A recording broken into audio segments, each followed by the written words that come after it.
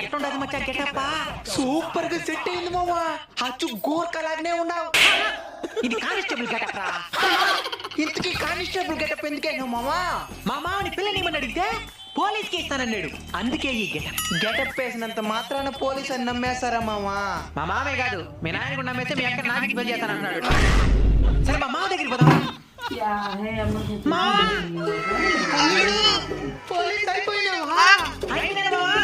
ఇంక పెళ్ళి ఒకటి లేదు. డ్యూటీ ఎక్కడ ఎక్కడికి పోవాల్సిందా?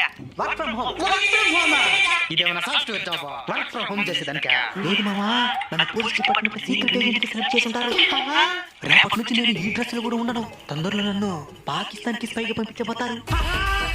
నా కూతురు నీకే అల్లుడు. థ్యాంక్ యూ మామా. డబ్బులు చేతిగా డ్రెస్ ఎత్తుకుని రావాలా? డబ్బులా?